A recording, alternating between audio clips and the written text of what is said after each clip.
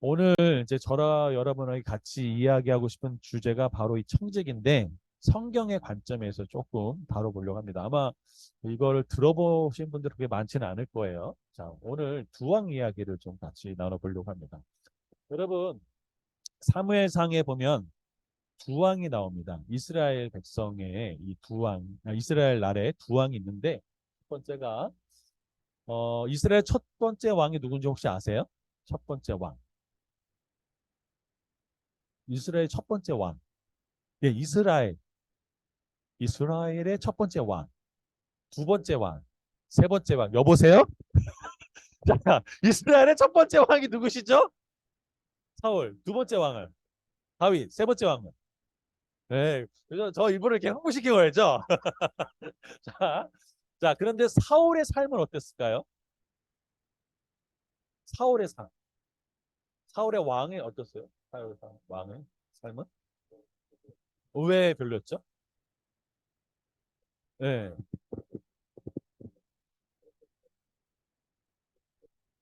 그렇죠. 네, 순종하지 않았고. 자, 여기 아주 중요한 몇 가지 진리를 다윗과 이 사울왕을 비교를 통해서 알아볼게요. 자, 우리 그럼 다윗은 어땠나요? 다윗 순수했나요? 노출증.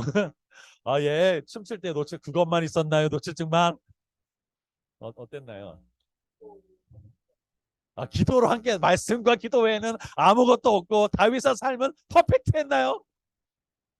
자, 똑같은 여러분 이런 질문 한번 해본 적 있으세요? 똑같은 하나님을 믿어도 왜 인생의 결과가 열매가 다를까? 여러분 이런 고민해 본 적 있으세요? 여러분 둘 다 이스라엘의 왕으로 세움을 받았어요. 근데 이 둘의 이 삶은 완전히 달랐습니다. 특별히 이 사울 왕과 다윗은 공통점이 굉장히 많았어요. 첫 번째, 둘 다 이스라엘의 왕으로 세움 받았고, 둘 다 사무엘이라고 하는 선지자에게 기름 부음 받아서 세웠고, 세 번째는 둘 다 성령의 역사를 경험합니다. 그래서 심지어 사울 왕은 그 예언자 중에서도 선지자 중에서도 사울 왕이 있느냐라는 그 이야기가 있을 정도로 사울 왕도 성령의 사역을 경험했어요. 자, 첫 번째 이스라엘 왕으로 세웠고 사무엘이라고 하는 선지자가 똑같이 기름 부음 세웠고 둘 다 성령의 사역을 경험했는데 왜 인생의 결과가 다르냐 이거예요. 사울 왕은 비참하게 그의 인생을 마감합니다. 여러분 그 블레셋과의 전투에서 그가 죽죠. 근데 사실은 그가 자살로 삶을 마감해요. 그런데 다윗은 어땠을까요? 나중에 그의 평가는 하나님 마음에 합한 자예요. 자, 그러면 왜 이 왕이 삶의 결과가 왜 달랐을까? 이유가 뭘까요? 여러분 생각해 본 적 있으세요? 왜 이 둘의 그 왕의 삶이 인생의 결과가 달랐을까? 같은 하나님 믿었고 경험을 했고 그 다음에 똑같은 선지자가 기름 부음 받아서 했는데 왜 인생의 결과는 다르냐 이거죠. 둘 다 왕으로 가진 거 많았습니다. 네? 태도, 죄의 문제라고 혹시 생각하지 않았어요? 죄?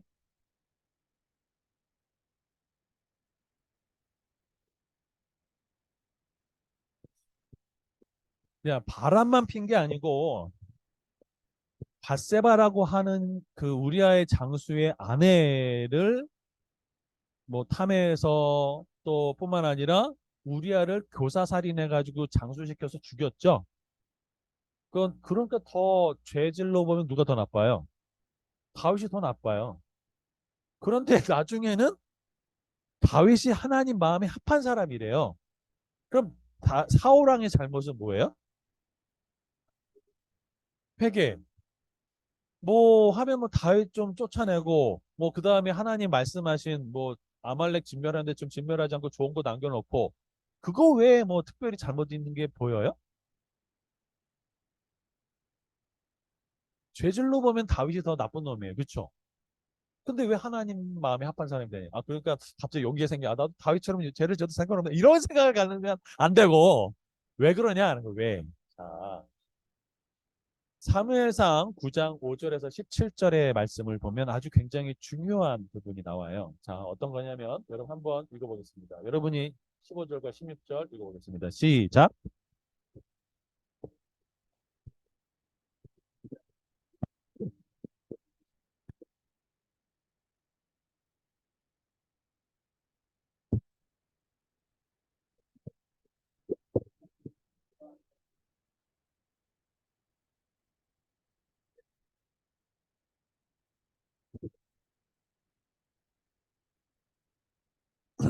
사사 시대를 마무리하면서 이제 사울과 다윗과 솔로몬으로 이어지는 왕정 시대로 가기 직전에 사사 시대의 이 장로들이 이 사무엘을 찾아와서 우리도 다른 나라들처럼 왕 세워달라고 요구를 해요. 그런데 하나님 그 요구를 들으셔서 세운 사람이 누구냐면 바로 누구예요? 사울이에요. 그래서 내일 이맘때에 사울이 오겠다는 거예요. 그래서 16절에 보면은 너는 그에게 기름을 부어 내 백성 이스라엘을 뭘로 삼으라? 지도자. 다시 말하면 뭘 삼으라고요? 왕으로 세운 거예요. 그럼 하나님이 바라보시는 사울은 뭐예요? 왕이죠, 왕. 맞죠? 동의? 예. 하나님 바라보신 사울은 왕이에요. 그러면 사울 자신이 자기를 바라볼 때는 뭘까요? 자, 하나님이 바라보시는 사울은 왕이었어요. 그럼 사울 자신이 바라보는 나는 누구일까요? 지도자였을까요? 하인? 예, 거긴 예수님 안 나와요. 하나님이 하인, 종? 나는 나를 어떻게 바라봤어? 자, 하나님이 우리 진예성 형제님을 왕으로 바라보셨어요. 그럼 예성 형제님은 스스로 생각하기에 나는 누구인 것 같으세요? 지배자. 지배하리라! 지배자. 예. 네. 할렐루야. 예. 자, 17절에 보면 그가 내 백성을 다스리라라고 했어요. 그러니까 왕으로 바라보시죠, 하나님. 그렇죠? 근데 하나님이 사울을 바라본 것은 바로 왕이었는데 자, 사울은 자기 자신을 어떻게 바라봤을까요? 9장 21절을 보면 이렇게 나옵니다. 같이 읽어보겠습니다. 시작.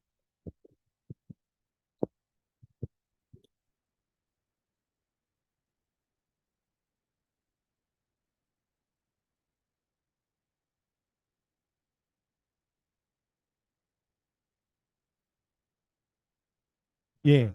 어찌하여 이렇게 말씀하십니까? 여러분, 이 사울 왕의 표현을 보고 저는 12지파 중에 초라한 베냐민 지파입니다.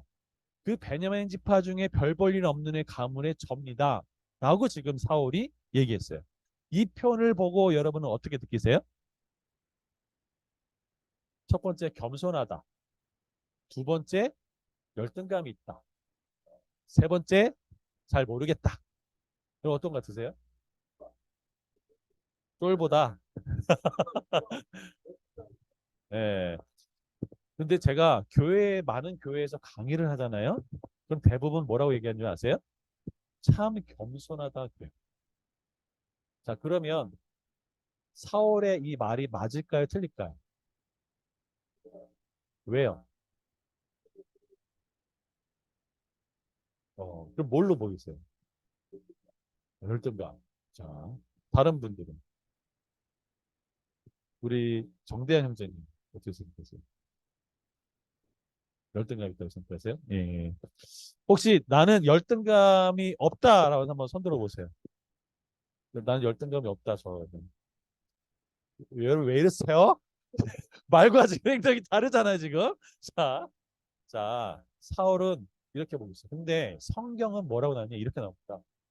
자, 여러분, 하나님은 사울을 왕으로 바라보시고, 사울 자신은 12지파의 초랑 가문의 나라고 생각해요. 그럼 하나님 말이 맞아요? 사울 왕의 말이 맞아요? 둘 다 맞아요?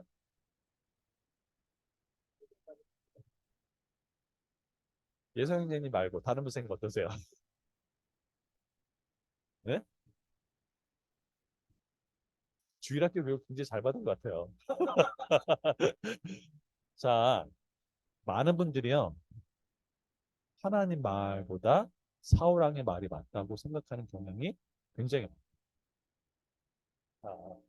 그런데 객관적인 게 중요하잖아요. 그죠? 사무엘상 9장 1절과 2절 읽어보겠습니다. 시작. 베냐민 지파에 기스라 이르바는 유력한 사람이 있으니 그는 아비엘의 아들이요 스롤의 손자요 베고라스의 증손이요 아비아의 현손이며 베냐민 사람이더라.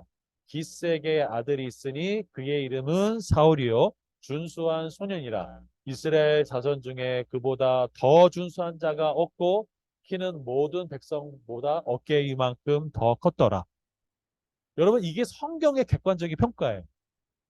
자, 하나님은 이스라엘의 왕으로 바라보셨고 사울 자기 자신은 12지파의 초랑 가문의 또 그 가문 중에 12지파 중에 초랑 가문의 나라고 바라봤답니다.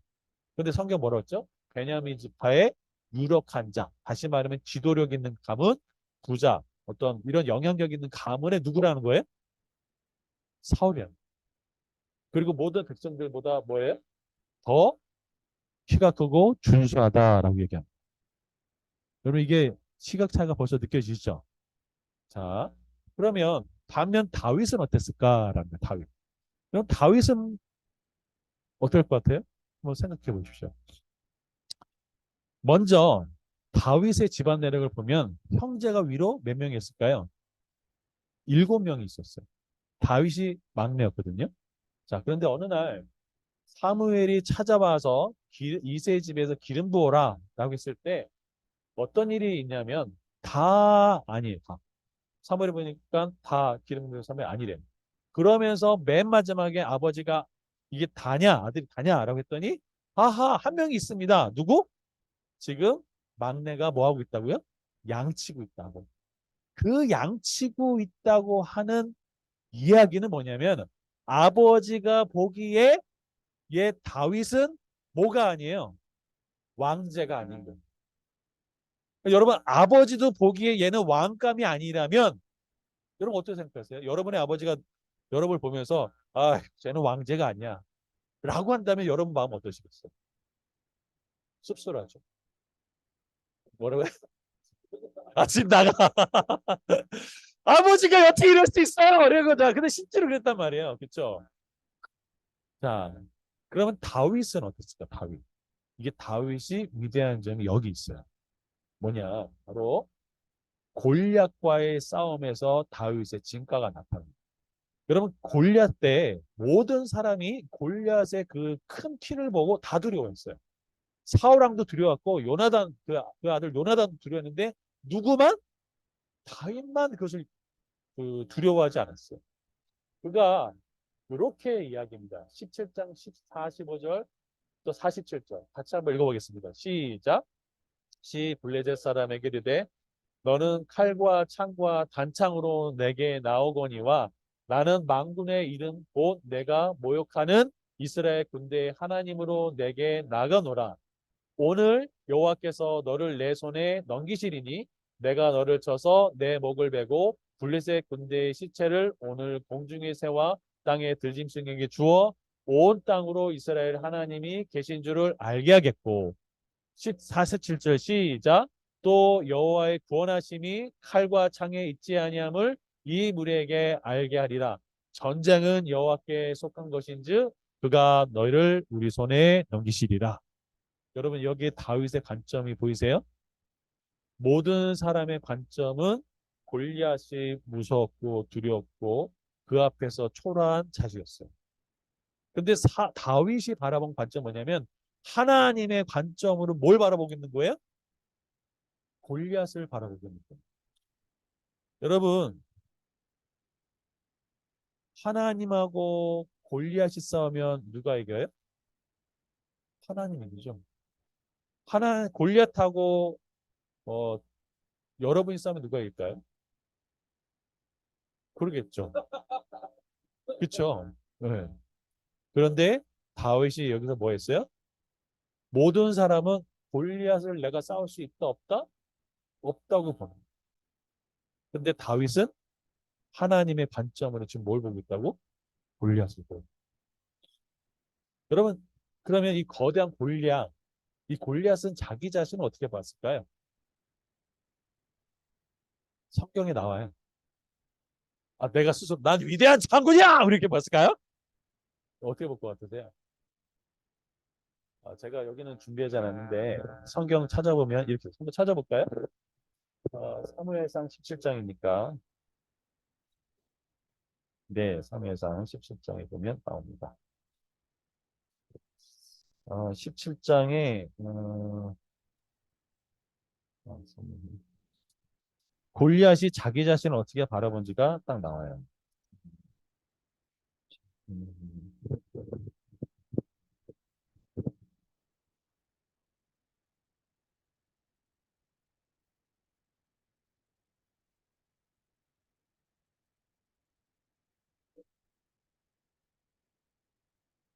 예, 17장 43절 사무엘상 17장 43절 읽어보겠습니다.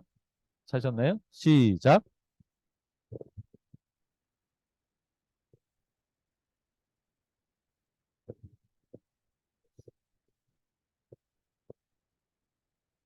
다윗이 골리앗을 개로 이겼나요? 아니에요. 이건 누가 생각하는 거예요? 골리앗이 너 다윗이 나를 개로 여기고 지금 나왔냐? 라고 지금 생각하는 거예요. 그러니까 골리앗은 스스로를 뭘로 생각하고 있는 거예요? 개 같은 존재로 생각해요. 모두가 다 두려워하는데 스스로 그런 열등감을 가지고 있는 거예요. 여러분 이런 거 보이세요? 자, 여러분 우리는 사울의 관점을 가지고 살 수도 있고요. 다윗의 관점을 가지고도 살 수 있어요. 여러분은 어떤 관점을 가지고 살고 계십니까? 근데 이게 굉장히 중요한 얘기예요. 왜 그러냐? 어, 민수기 13장 33절 같이 한번 읽어보겠습니다. 민수기 13장 33절 시작. 거기서 네피림의 후손인 아낙 자손의 거인들을 보았나니 우리는 스스로 보기에도 메뚜기 같으니 그들이 보기에도 그와 같았을 것이라. 그러면 출애굽 1세대들이 애굽에서 10가지 재앙을 내리고 하나님께서 홍해를 가르고 이스라엘 백성들을 건넌 다음에 이 애굽의 모든 병사를 수장시켰어요. 모든 주변의 나라들이 이 이스라엘의 백성의 출애굽을 보고 다들 덜덜덜 떨었어요. 그래서 가나안에 들어와서 열두 정탐꾼의 보고를 받고 난 다음에 이들이 아낙 자손의 거대함을 보고 난 다음에 뭐라고 얘기했냐면 이렇게 해요. 스스로 보기에도 뭐 같다고요? 메뚜기. 그들이 나를 볼 때도 뭐라고요? 메뚜기. 이게 메뚜기 컴플렉스. 여러분, 이스라엘 백성들이 출애굽을 어떻게 했나요? 이스라엘 백성들이 어떻게 홍해와 요단강을 건넌 날 이스라엘 백성은 어떻게 여리고성을 무너뜨릴 수 있었을까요? 그들이 한 게 아니라 하나님의 힘입니다. 여러분 이렇게 얘기해 볼까요? 나는 큰 소리 해보세요. 나는 메뚜기가 아니다. 아멘. 다시 나는 메뚜기가 아니다. 우리 옆에 있는 분에게 얘기죠. 당신은 메뚜기가 아니에요. 그럼 갑자기 생각나는 단어들이 막 있는 것 같은데 여러분 이게 굉장히 중요한 거죠. 자, 나는 나 자신을 어떻게 보느냐? 하나님의 관점으로 보느냐? 아니면 나의 관점으로 보느냐? 저는 그래서 신앙은 이렇게 생각합니다. 같이 한번 읽어볼까요? 시작. 신앙은 내가 나를 보는 관점에서 하나님이 나를 보는 관점으로 바꾸는 것이다. 그럼 하나님이 여러분을 왕으로 보면 여러분 뭐예요? 왕이에요. 근데 내가 나를 볼 때 열두 지파의 초라한 가문의 나로 보면 어떻게 해요? 열등감을 겪여 사라질 수밖에 없는 거죠. 여러분 어느 관점을 가지고 살겠습니까? 이 관점이 왜 문제가 있을까? 그렇죠? 자, 잘 보세요. 하나님이 보는 나를 로 살아간다면 기준이 누굴까요? 하나님이 보는 관점으로 나를 보면 기준이 누구예요? 하나님이죠. 그렇죠. 내가 나를 보는 관점 바르면 기준이 누구예요? 나. 그렇죠. 그래서 신앙은 뭐냐면 내가 이 신앙을 우리가 그냥 교회에서나 교회 생활 때 아무런 문제가 없어요. 근데 문제는 뭐냐? 뭘 만날 때? 골리앗 같은 환경을 만날 때가 문제예요. 나와 골리앗이 싸우면 누가 이겨요? 하나님과 골리앗이 싸우면 누가 이겨요? 하나님이죠. 그래서 신앙은 내가 나를 보는 관점에서 하나님 나를 보는 관점으로 뭐 하는 거예요? 바꾸는 거예요. 여러분 그래서 메뚜기가 아니에요. 자매님 그럼 메뚜기 아니면 뭘 것 같으세요? 네. 네. 들어오세요. 메뚜기 아니고 뭘 것 같으세요? 하나님? 메뚜기 아니고 하나님이세요? 네, 할렐루야! 네. 우리, 네. 자, 신앙은 내가 나를 보는 관점에서 하나님이 나를 보는 관점으로 바꾸는 거라는 말씀드렸죠. 자, 어, 제가 청년 사역을 해도 그렇고, 중고등부 사역을 해도 그렇고, 또 교회 집사님, 장로님들 해도 그렇고, 다들 이 관점이 굉장히 힘들어하세요. 아마 들어본 적도 없는 분들 굉장히 많을 거예요. 여러분, 우리 신앙은요, 내가 나를 보는 관점이 있고, 하나님이 나를 보는 관점이 있어요. 근데 많은 분들이, 하나님, 전 제가 너무 못나 보여요. 저는 아무것도 아닌 것 같아요. 전 자신이 없어요. 여기. 이게 누구의 관점이죠? 사울왕의 관점. 하나님이 바라보시는 사울은 왕이었는데, 스스로 바라보기에 나 12지파의 초라한 베냐민 지파. 그 초라한 베냐민 지파에 별 볼 일 없는 가문의 나. 이게 사울이 바라보는 관점입니다. 그렇죠? 근데 하나님이 바라보신 관점은 왕은. 이게 굉장히 다른 거예요. 질문 그러면. 다시 한번 여러분 옆에 분 얘기할까요? 나는 스스로한테 나는 메뚜기가 아니다. 옆에 있는 분에게 얘기해 주세요. 당신은 절대 절대 메뚜기가 아닙니다. 아멘. 자, 그러면 질문. 하나님은 나를 어떻게 보실까? 라는 거죠.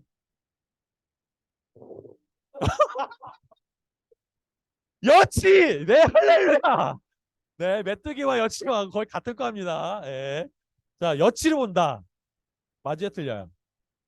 뭐예요, 그러면 우리 형제님, 우리 저기 지현 형제님?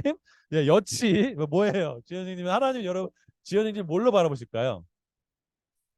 네, 군사. 어떤 군사요? 그러니까 네, 어떤 군사요? 약간 좀 이게 뉘앙스가 오버랩이 조금 잘했는데, 자, 이거는 성경에 나와 있는 대로 제가 말씀을 드릴게요. 하나님은 여러분을 어떻게 바라보시느냐? 이렇게 바라보십니다. 베드로전서 2장 9절 같이 한번 읽어보겠습니다. 시작. 그러나 너희는 택하신 족속이요 왕 같은 제사장들이요 거룩한 나라여 그의 소유가 된 백성이니 이는 너희를 어두운 데서 불러내어 그의 귀한 빛에 들어가게 하신 이의 아름다운 덕을 선포하게 하려 하심이라. 여러분은 메뚜기가 아니고 뭐라고요? 왕 같은 제사장. 다시 해보겠습니다. 나는 메뚜기가 아니라 왕 같은 제사장이다.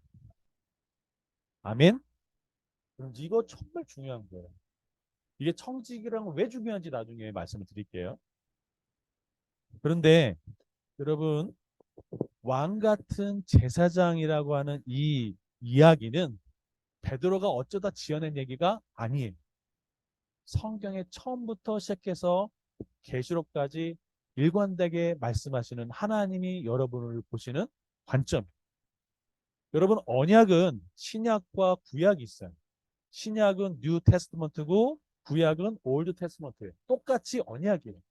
첫 번째 언약, 구약에서 이스라엘 백성을 하나님이 어떻게 바라보셨을까라는 거예요. 이스라엘 백성 어떻게 바라보셨을까요? 이렇게 바라보셨어요. 출애굽기 19장 6절 읽어보겠습니다. 시작. 내가 내게 대하여 제사장 나라가 되며 거룩한 번영성이 되리라. 너는 이 말을 이스라엘 자손에게 전할지어다. 애굽의 노예로 있던 이스라엘 백성을 끄집어 내 가지고 광야 생활을 하고 언약을 맺으셨으면 목적과 이유가 있으셨겠죠. 그러면서 이스라엘 백성을 향해서 애굽의 사람들은 너희는 노예야, 비천한 뭐 메뚜기 같은 노예라를 생각할 수 있겠지만 하나님이 바라보시는 이스라엘 백성은 뭐라고요? 제사장 나라예요. 근데 이 제사장 나라를 똑같은 번역으로 뭐라 할 수 있냐면 왕 같은 제사장으로 할 수가 있어요. 그런데 아까 신약에서 어떻게 했죠?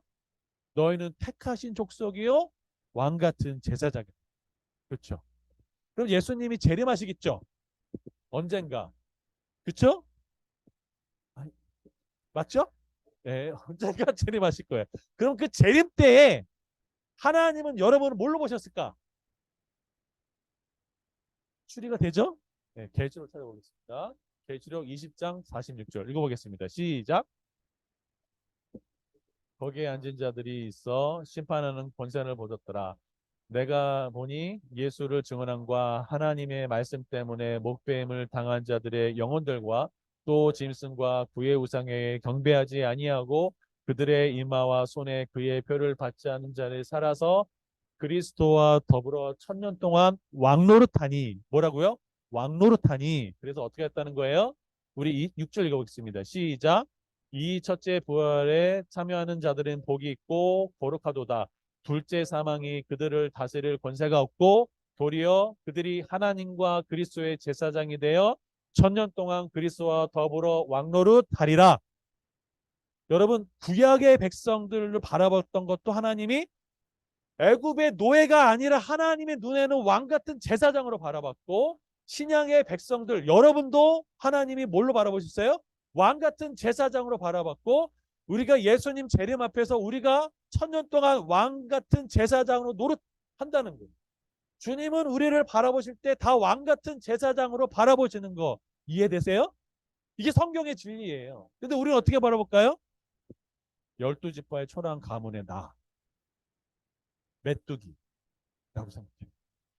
그래서 신앙은 내가 나를 바라보는 관점에서 하나님이 나를 바라보는 관점으로 뭐 하는 거예요? 바꾸는. 이렇게 해보겠습니다. 나는 메뚜기가 아니다. 나는 왕 같은 제사장이다. 아멘. 여러분 이거 하나만 가져도 저는 성경적 재정교에 굉장히 중요한 축이 생겼다고 생각해요. 이해되시죠? 우리는 열등감에 굉장히 많이 사로잡혀 있어요. 학력에 대해서, 직장에 대해서, 돈에 대해서 세상의 사람들은 다 그런 거 평가해요. 여러분 자동차가 뭐 외제차냐, 큰 차냐, 작은 차냐, 뭔 차냐, 브랜드에 따라서 한국 사회는 특별히 그 신분에 따라 다니는데 그게 의미가 없어요. 여러분 그 관점에 가지고 살면은 안 된다는 거예요. 이해되시나요? 여러분 당당하게 사셨으면 좋겠어요. 당당하게. 나는 왕 같은 제사장으로. 아멘. 기죽지 말고 저 메뚜기예요. 아니야. 하나님 보시기에 여러분은 왕 같은 제사장입니다. 아멘. 여러분 메뚜기 아니에요. 아셨죠? 제가요 제주도에 그 오졸이라고 하는 곳에 있는데 거기에 그 병원을 개업할 때 저도 초청받아서 갔어요. 오졸이 이장님이 뭐라고 얘기한지 아세요? 제가 깜짝 놀랐어요. 철하고 볼품이 없는 오조리에 찾아와 주셔서 너무 감사합니다. 실제로 이게 얘기했어요. 근데 그렇게 생각하시는 분들이 정말로 많아요. 여러분, 여러분의 존재는 여러분이 무엇을 가지고 있거나 무엇을 했거나가 아니라 존재 그 자체로 하나님 뭐라고 바라보신다고요? 왕 같은 제사장으로 바라보신다. 아멘? 이게 중요합니다. 자, 하나님은 나를 어떻게 바라보시는가? 왕 같은 제사장입니다. 그래서 여러분, 내가 나를 어떻게 바라보느냐? 하나님의 관점을 갖고 보느냐? 내 관점을 갖고 보느냐라는 거죠. 이렇게 얘기하면 이제 이해는 됐어요. 머릿속으로. So what? 어떻게 하지? 이게 문제인 거잖아. 그쵸? 그쵸? 성경은 그렇게 하는데 나는 그냥 나는 내가 볼 때는 여전히 메뚜기 같고 여전히 뭐가 부족하고 그러잖아요. 그죠? 솔직해지시자고 우리 마지막 시간이 돼. 그쵸? 네, 그렇죠. 저도 그런 열등감 다 통과했어요. 근데 그래서 중요한 게 뭐냐? 같이 한번 읽어볼까요? 시작. 신앙은 내가 나를 보는 관점에서 하나님이 나를 보는 관점으로 바꾸는 거. 자, 어떻게 관점을 바꿀 수 있을까?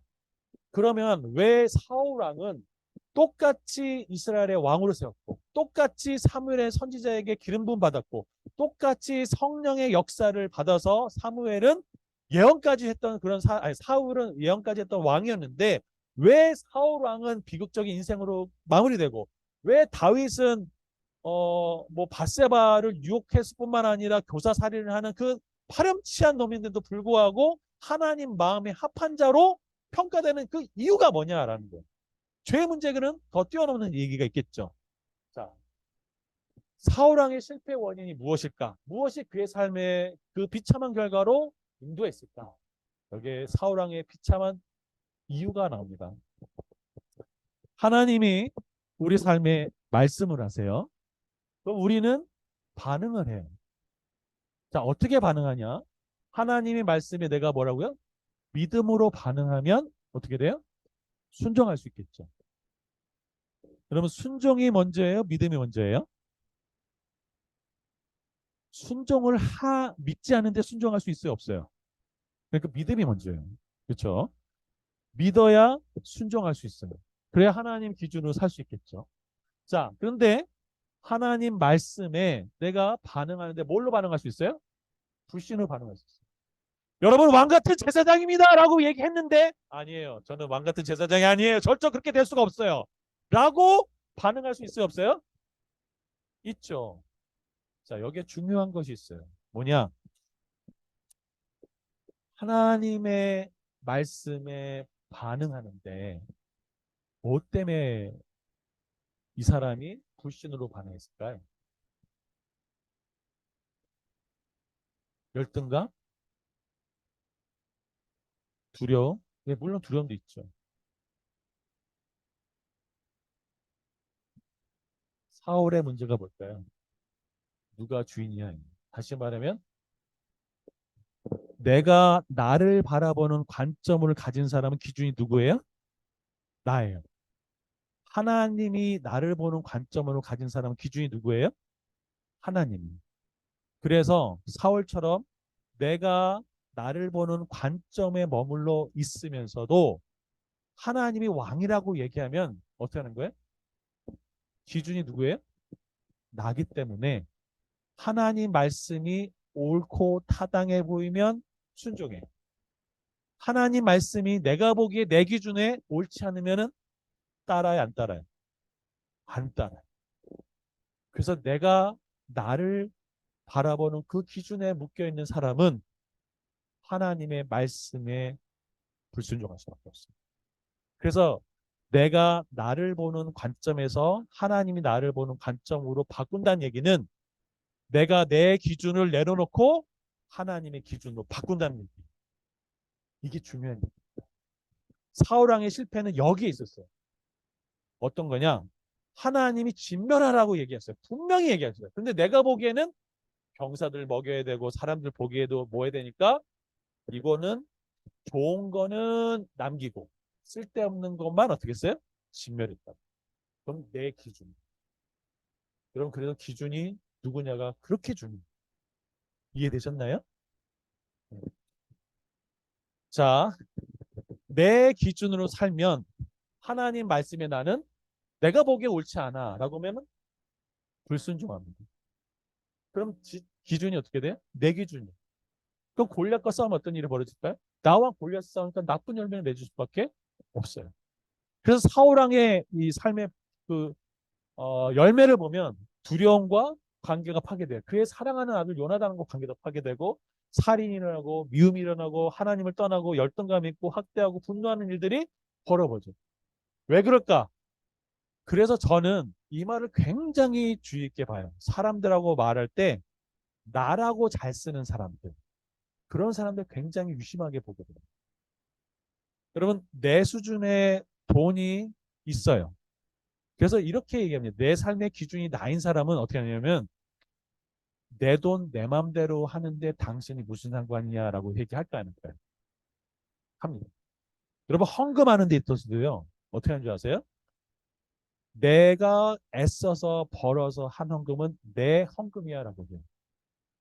그러면서 꼬리표가 항상 달아다니죠. 누구 거? 내 돈 간다라는 꼬리표가 달아. 그게 기준이 뭐예요? 여전히 나.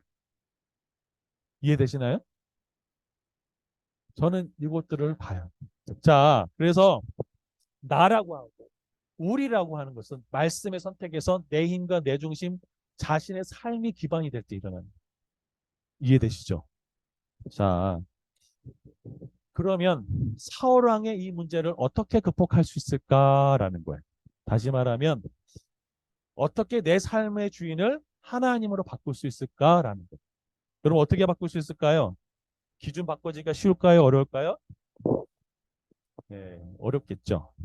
방법은 없는 건 아니에요.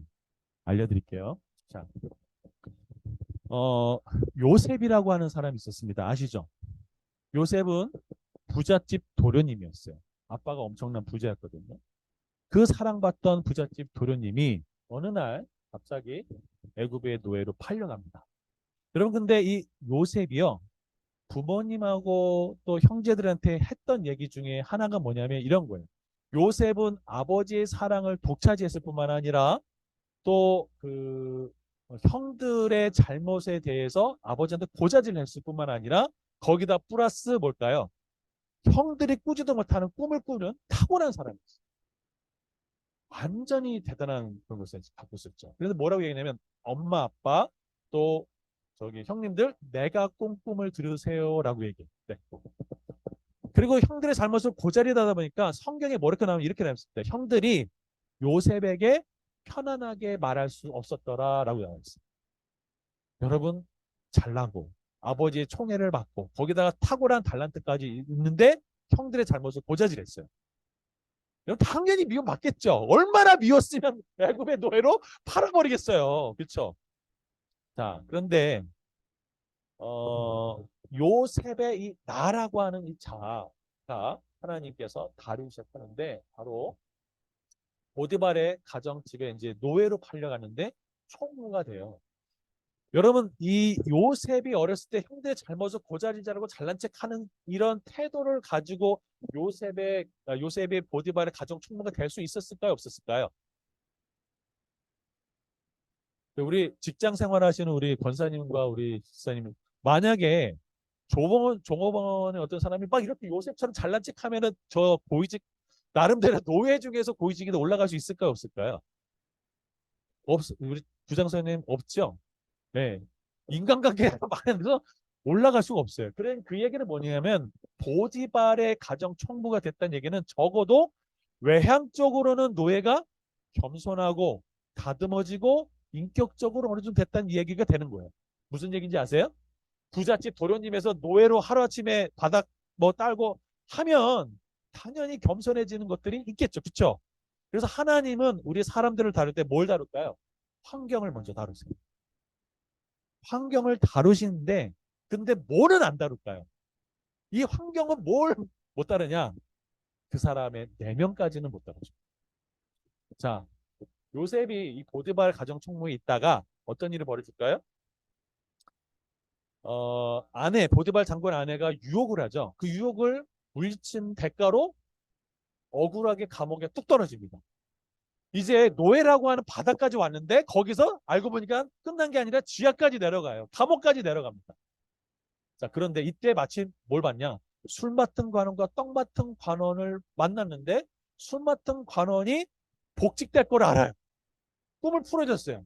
여러분 감옥에서 만났는데 감옥 동기가 너 요새 저기 뭐야 풀려날 거야. 그러면 그 뭐라고 했을까요? 너 내가 풀려나면 너 반드시 어떻게 할게 복귀해줄게 얘기 안 했을까요? 했을까요? 당연히 했겠죠. 근데 어떤 일이 벌어질까요? 화장실에 들어갈 때하고 나올 때가 다르고 요셉을 어떻게 할까요? 까맣게 잊어버려요. 얼마 동안 잊어버렸을까요? 3년 땡.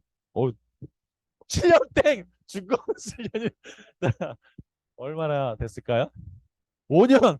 예, 지금 이거 게임하는 거 아니에요? 네. 네, 이거는 성경에 정확하게 나와 있습니다. 메로나이님이 이렇게 나왔어요. 만 2년 후에라고 했어요. 2년이 아니고 만 2년 후. 여러분 군대 갔던 형제들 알죠? 만 24개월. 성경 명확하게 표현해주고 있어요. 만 24개월. 어디서 나오냐? 바로 41장 1절에 보면은 만 2년 후에 바로가 꿈을 풀어요. 자, 술 맡은 관원이 꿈을 풀어가지고 복직되면 요셉이 들떴겠죠.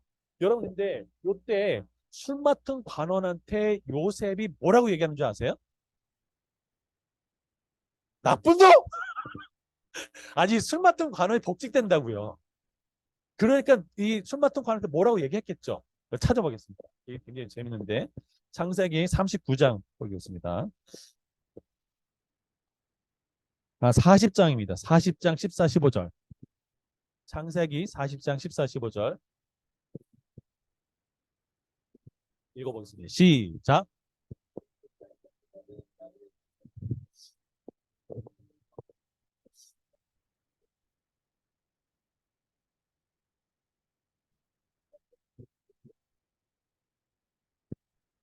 여기서 반복되는 단어가 뭐예요? 몇 번 나와요? 5번 나와요. 중국어 성경은 7번 나오더라고요. 여러분 5번이나 나. 여러분 이 요셉의 환경을 다루었는데도 진짜 다루지 않은 게 뭐예요? 내가 안 달아줘. 내 안에 그 내가 안 달아주고 있는 거라. 어디까지 갔어?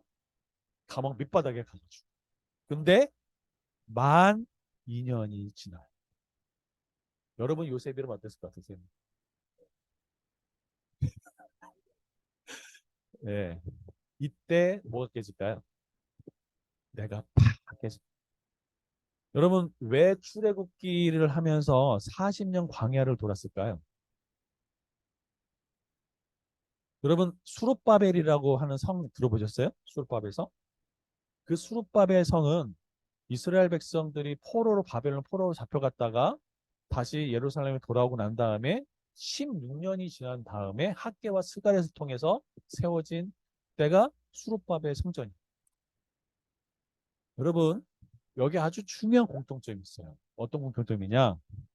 요셉의 2년, 광야 40년, 그리고 수룹바벨 성전 짓는 16년. 다 기다림의 시간. 이들의 다 중심은 뭐였을까요? 나, 나, 나. 우리였어. 이게 깨지는 때까지 필요한 시간이 그럼 40년, 16년, 2년이었어요. 근데 요셉은 2년이 아니고 플러스 요까지 다뤘겠죠. 17세에서 30세 총리가 됐다고 치면 13년입니다. 여러분 선택하세요. 40년, 16년, 13년, 2년. 다른 케이스는 없을까요? 있어요. 52일 있어요. 좀 이따 얘기해 드릴게요. 자, 여러분 이렇게 돼서 요셉이 하나님의 내면을 다룹니다. 이렇게 딱 되고 난 다음에 어떤 일이 벌어질까요? 바로 왕이 요셉을 불러들여요. 아무도 꿈을 풀지 못할 때 하나님이 바로 왕을 꿈을 꾸게 하시고 그 해석을 알게 하세요. 그래서 뭐라고 얘기하냐? 늘 그렇게 나라고 인정받고 싶고 부모님, 형님들 제 꿈을 꾸면서 나를 좀 들으세요. 술 맡은 거는 나나나 했던 그 요셉이 이 왕 앞에 섰을 때 왕이 야 너는 꿈을 풀면 능히 푼다더라 라고 인정해줘요. 최고 권력자가 인정해준다고. 그런데 그때 요셉이 뭐라고 얘기하는 줄 아세요? 이렇게 얘기합니다. 우리 창세기 41장 16절입니다. 같이 한번 읽어볼게요. 시작. 창세기 41장 16절 시작. 내가 아니라 하나님께서 바로에게 편안한 대답을 하시리라. 여기 아주 중요한 진리가 있죠. 내가 아니라 하나님께서. 이게 중요한 진리입니다. 내가 아니라 하나님께서. 그 요셉의 내 꿈을 좀 들으세요, 내 꿈. 이게 아니라 바로 왕이요. 내가 아니라 하나님께서 당신에게 편안한 대답을 하실 겁니다. 이게 자아가 깨진 사람. 아멘. 여러분 근데 주인이 바뀐 사람이 성경에는 두 명이 나옵니다. 아주 대표적인 바로 요셉과 다니엘. 그러면 이 요셉과 다니엘은 굉장히 공통점이 많았어요. 어떤 공통점이냐? 첫 번째, 둘 다 왕들의 꿈을 해석했어요. 그리고 둘 다 이방 나라에서 총리가 됩니다. 그리고 돈과 권력과 명예에 변질되지 않는 신앙이었습니다. 그리고 이방 나라에서 하나님을 보여줬을 뿐만 아니라 자아가 깨어진 사람들입니다. 우리가 아까 읽었던 대로 요셉이 자아가 깨졌던 사람입니다. 그럼 다니엘은 어땠을까? 다니엘. 자, 여러분 이 요셉과 다니엘도요 마찬가지로 이렇게 다니엘 여기 써놨나? 다니엘은 여기를 보겠습니다. 다니엘서 제가 읽어드릴게요. 다니엘서 2장입니다. 2장.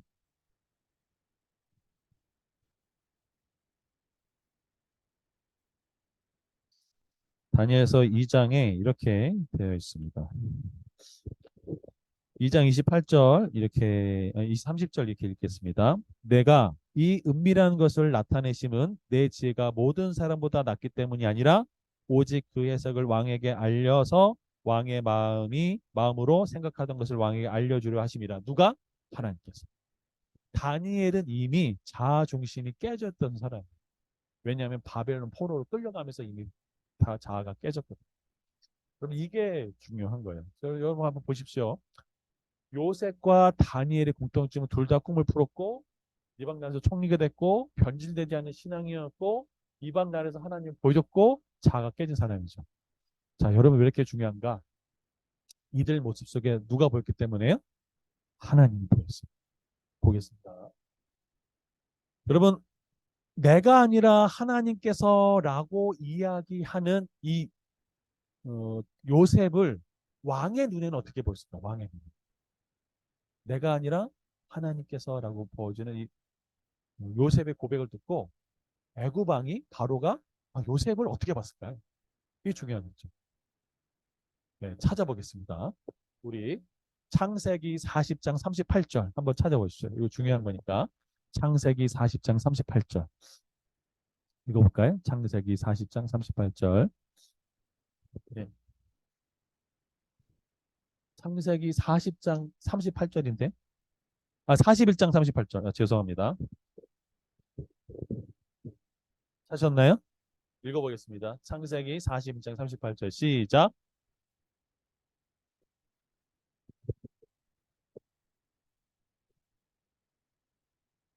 예, 내가 내 인생의 주인이 내가 아니라 하나님이라고 그 자가 깨졌는데 그 모습을 바울이 아니 저기 그 바로 왕이 볼 때 어떻게 보여? 하나님의 영에 감동된 사람으로 보여. 그러면 다니엘은 어땠을까? 다니엘도 다니엘서 4장 8절과 9절 한번 읽어보겠습니다. 8절과 9절.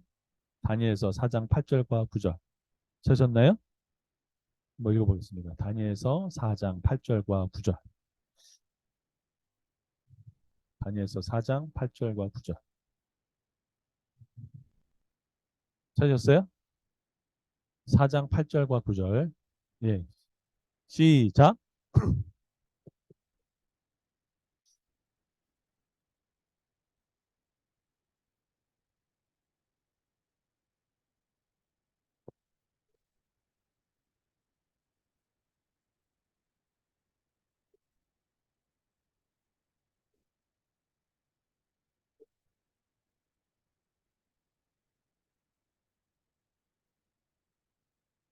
네.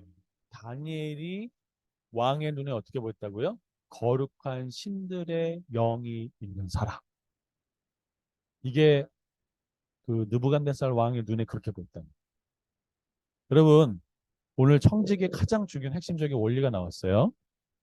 요셉과 다니엘은 어떻게 그들에게 하나님을 보여줄 수 있는가? 이거예요.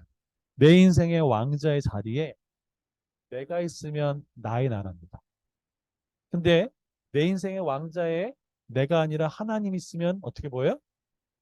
하나님으로 보여. 그래서 바로가 요셉을 볼 때 하나님의 영에 감동된 사람.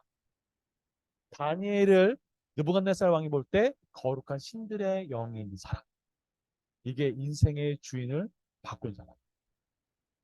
여러분, 요 사도행전 11장 26절에는 최초로 그리스도인이라고 하는 이것이 이때 쓰여져. 무슨 소리냐면 이방 사람들이 볼 때 저 사람은 그리스도인이야. 다시 말해 그 중심에 예수가 있다는. 여러분 옛날에 우리 신앙생활했던 선조들은 뭐라고 그랬는지 아세요? 예수쟁이라고 그랬어요. 무슨 소리냐면 사람들이 볼 때도 그 안에 뭐가 있어요? 예수가 보인다. 여러분 한국교회가 선교단체가 지금 무엇을 보고 있느냐? 그 얘기는 누가 주인인가를 보여주고 똑같은 얘기예요. 여러분 그리스도인은요. 나의 나라에서 하나님의 나라로 옮겨진 사람. 내 인생의 주인이 나였던 사람에서 하나님이 중심인 사람으로 바뀌는. 이게 그리스도인이죠. 여러분 그리스도인의 갈등은 뭐냐? 나의 나라와 하나님 나라에서 우리는 갈등이에요. 여러분 내가 예수 그리스도를 믿어도 내 인생의 중심이 여전히 나인 사람이 있어요. 이 사람을 나의 나라를 살고 있는 거예요. 그래서 이 사람은 뭐라고 얘기하냐면 육에 속한 그리스도인이라고 얘기해요. 하지만 반면에 내 인생의 중심은 내가 아니라 하나님으로 바뀐 사람. 이게 뭐죠? 주인이 바뀐 사람. 신약적인 표현을 얘기하면 뭘까요? 성령 충만한 사람. 그럼 성령 충만하다는 거 뭐지 하냐면 성령님이 하나님이 나를 다스리고 통치한다는 말하고도 똑같아요. 이게 뭘까요? 그래서 이게 청지기. 청지기는 하나님 내 돈이 내 수중에 있는 돈이 내 돈이 아니고 누구 돈이라고요? 하나님 겁니다. 내 자녀라고 생각하는 내 자녀가 내 게 아니라 하나님 내게 위탁해준 자녀입니다. 이게 청지기의 관점. 이해되시나요? 그래서 성경적 재정교의 가장 핵심은 뭐냐면 인생의 주인을 바꾼 누구로? 하나님으로. 그래서 청지기란 말이 그렇게 중요합니다. 이해되시나요? 그래서 가장 중요한 원리가 뭐라고요? 내 인생의 주인을 바꾸는 거. 내 인생의 기준을 내가 아니라 하나님으로 바꾸는 거. 자, 이러면 어떤 일이 벌어질까? 아까 40일, 그다음에 16년, 2년, 13년. 아까 52일이 있다고 그랬죠? 이 52일이 된 사람이 있어요. 누군지 아세요? 맞춰보시면 제가 스타벅스 커피 쏘겠습니다. 힌트. 아, 힌트 뭘 주지? 구약의 인물 첫 번째. 땡! 구약의 인물이고요. 어, 네 글자. 여기까지 하겠습니다. 네. 땡!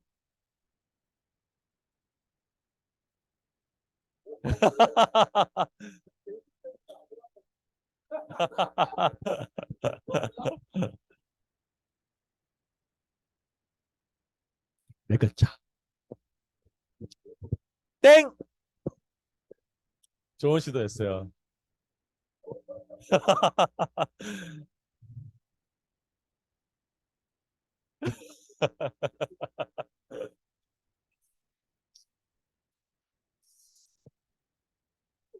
아,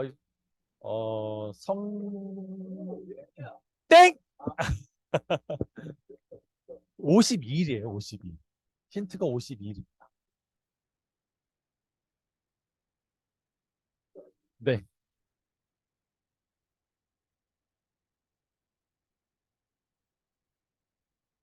땡.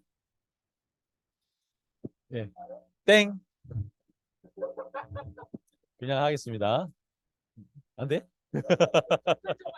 안 돼! 접근자는 안 돼. 그냥 알아. 에? 왕 아닙니다. 네, 우리 정답이 나오긴 했는데, 예, 우리 부장 선생님이 나오셔가지고, 느헤미야. 느헤미야가 성벽을 며칠 만에 했죠? 52일 만에 왔어요. 자, 그런데 느헤미야가 이미 자가 깨진 사람이라고 얘기했죠. 그걸 어디서 할 수 있냐? 여러분, 하나님이 우리를 언젠가는 테스트할 때가 있어요. 푹 찔러가지고 우리의 동기를 얘기할 때가 있어요.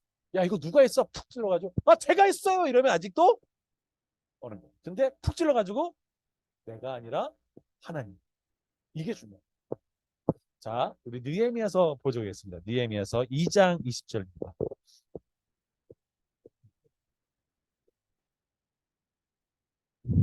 2장 20절. 자, 대적이 와가지고요.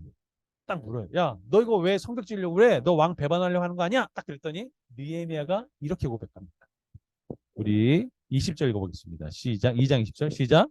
내가 그들에게 대답하이되 하늘의 하나님이 우리를 형통하게 하시리니 그의 종들인 우리가 일어나 건축하려니와 오직 너에게는 아무 설렘에서 아무 기업도 없고 권리도 없고 기록되는 바도 없느니라.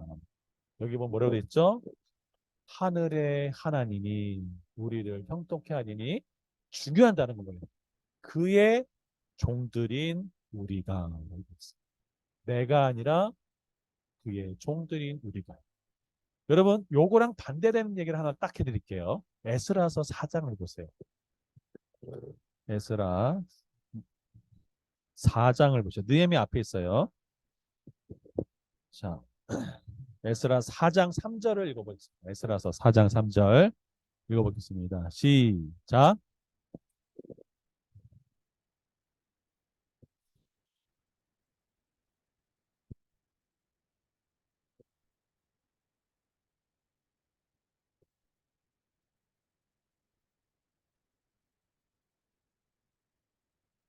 네, 여기 뭐랬죠? 우리가요.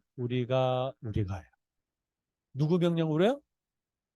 하나님 명령이에요? 아니, 바사왕 고레스의 명령. 주가 누구예요? 바사왕 고레스.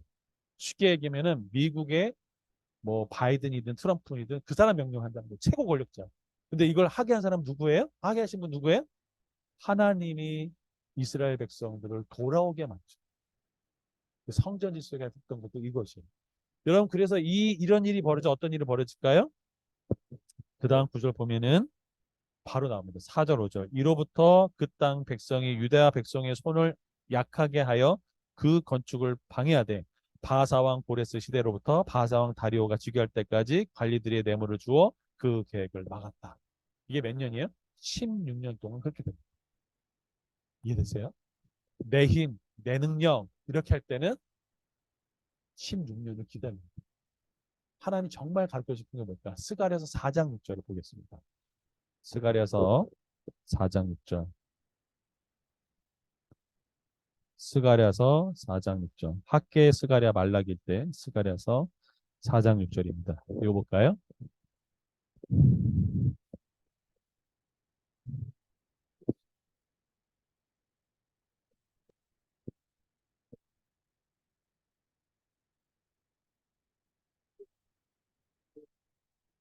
네, 힘으로 되지 않고 능력으로 되지 않고 오직 누구의 영으로요?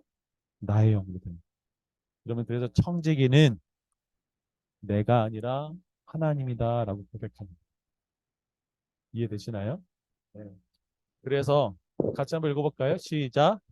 나의 나라에서 하나님 나라로 변화되는 것이 신앙의 성숙이다. 그러면서 성경적 재정 교육이 중요한 이유는 뭐냐? 이거예요. 가장 강력한 현대 사회에 하나님을 대적할 만한 것이 뭐냐면 돈이에요. 이 돈을 내가 벌었으니까 내 돈이라고 생각하면은 여전히 우리는 40년, 16년, 2년 그 사이에도 돌 수밖에 없어요.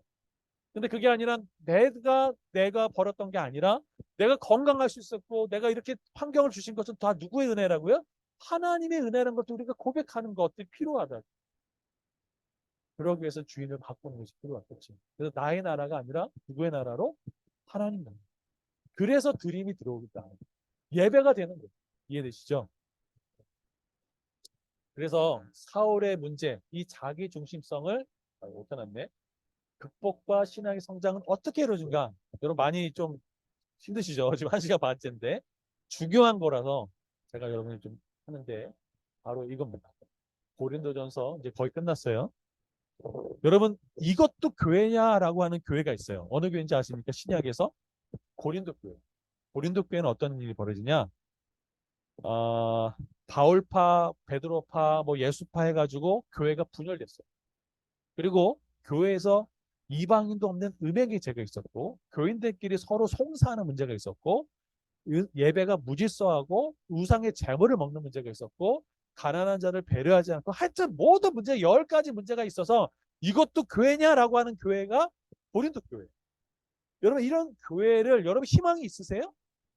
이것도 교회라는 교회를 대해서. 그런데 중요한 게 있어요. 뭐냐? 고린도전서 1장을 보겠습니다. 고린도전서 1장. 1장 8절과 9절을 한번 보겠습니다. 1장 8절 9절. 제가 읽어드리겠습니다. 고린도전서 1장 8절 9절. 주께서 너희를 우리 주 예수 그리스도의 날에 책망할 것이 없는 자로 끝까지 견고하게 하시리니. 네, 뵀어요.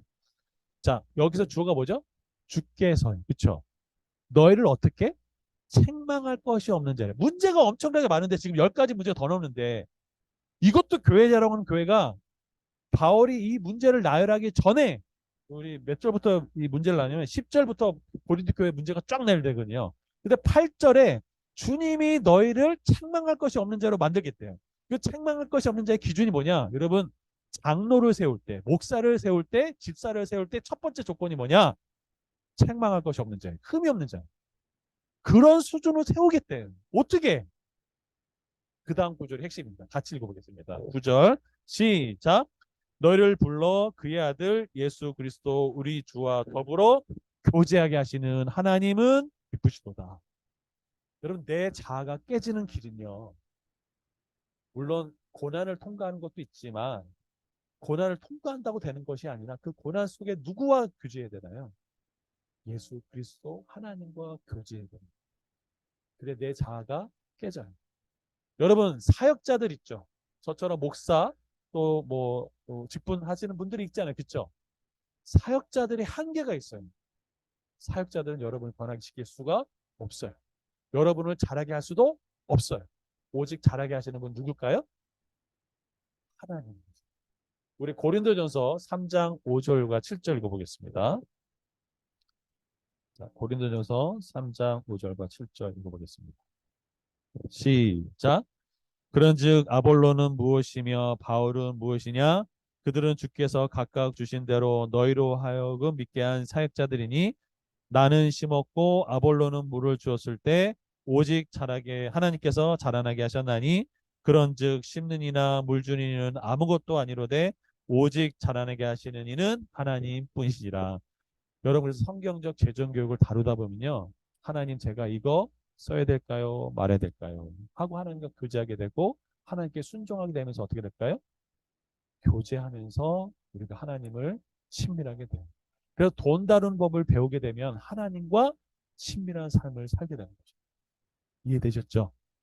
그래서 청지기는 내 삶의 주인이 내가 아니라 하나님으로 바꾼 사람. 그래서 하나님의 영에 감동된 사람. 여러분 선택하십시오. 40년, 16년, 13년, 아니면 52. 짧은 게 좋겠죠? 자, 오직 하나님. 여러분, 사울왕의 비극이 뭔지 아세요? 사울왕의 삶에는요, 하나님을 이렇게 불러요. 당신의 하나님. 여기서 당신 누구냐? 사무엘이. 사무엘의 하나님이라고 불러요. 그런데 다윗은 어떻게 얘기해요? 나의 하나님, 나의 하나님. 나의 힘이 되신 여호와여라. 여러분의 하나님은 지금 어떻게 부르십니까? 부모님이 하나님, 목사님이 하나님, 아니면 나의 하나님. 하나님과 친밀한 교제가 여러분의 삶을 바꾸게 됩니다.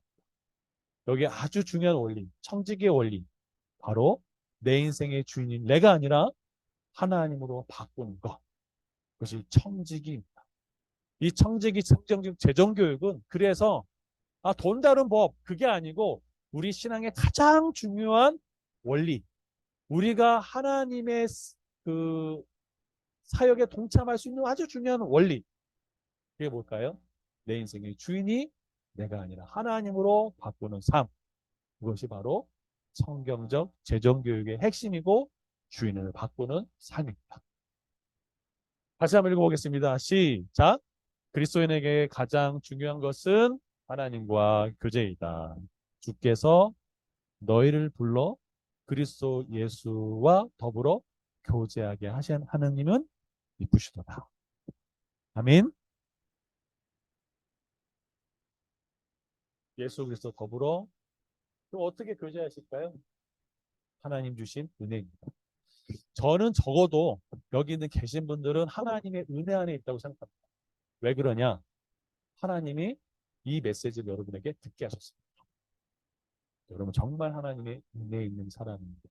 수많은 교회 중에 성경적 재정 교육을 청년들에게 시키는 교회도 그렇게 많지 않거니와 하필 배영호 장로님이 저는 잘 알아서 이렇게 연결해 준 것도 하나님의 은혜이고 우리 여기 권사님 이렇게 여러분 이렇게 그 아낌없이 해준 것도 하나님의 은혜. 여러분이 귀한 하나님의 청지기로 세워지기를 축복합니다. 아멘. 마지막 요 말씀 읽고 마무리하도록 하겠습니다. 사무에서 전체를 통과하는 말씀인데요. 이 말씀. 빨간 거 읽어보겠습니다. 시작. 나를 존중히 여기는 자를 내가 존중히 여기고 나를 멸시하는 자를 내가 경멸히 여기고. 여러분 하나님을 존중히 여긴다라는 얘기는 주님을 주님으로 모시는 것을 이야기합니다. 그렇게 살아가는 저와 여러분이 되면 좋겠습니다. 감사합니다.